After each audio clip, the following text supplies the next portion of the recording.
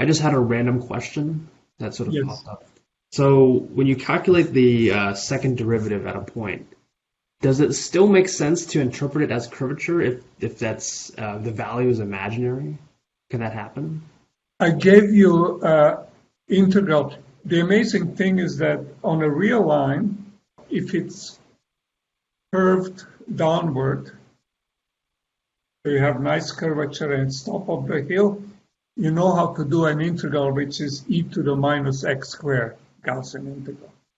Now, if I gave you the wrong sign, it was e to the plus x squared, it explodes on the tails and you couldn't do anything with it on a real line.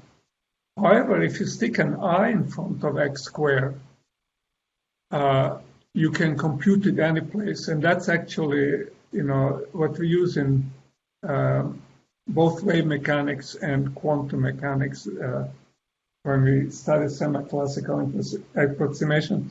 So the complex plane is amazing because the thing that looks totally nonsensical, if the contour is on a real line, if you put it on the imaginary direction, it becomes a nice integral and you get something that's called a phase.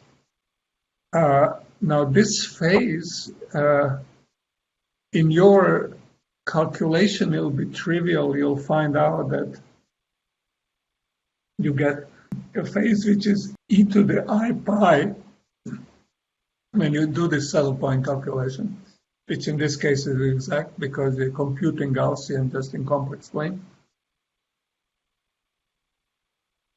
This phase had enormous repercussions in the history of physics because when Bohr and Sommerfeld and Einstein, etc., were trying to understand Bohr's quantization rule that planets, electrons go around nucleus like planets go around the sun, which was, totally insane idea.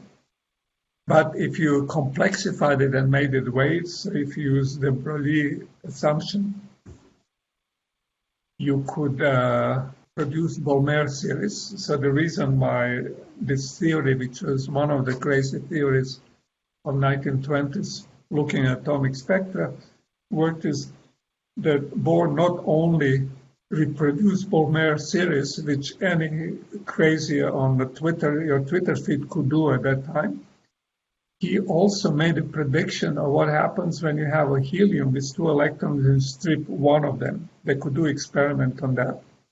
And his prediction was good to 4 significant digits. It was good as experiments. And that was a prediction. They believed him, and that's why we have quantum mechanics the way we have quantum mechanics, because people thought about it. What they missed is this phase factor. It's totally essential because it has to do with energy or vacuum, etc. But they missed it.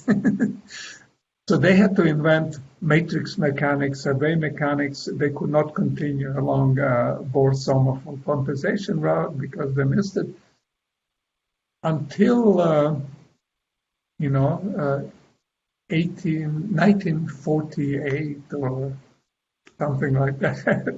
When somebody fixed the error and modern quantum mechanics, semi-classical method developed. But it's kind of interesting because if they did it right in 1920, quantum mechanics could have had much different formulation than it does. The way it's formulated is colored by historical accidents. That's why you'll find it hard to understand. Anyway. So that calculation that looks trivial to you actually had, huge repercussions in history of quantum.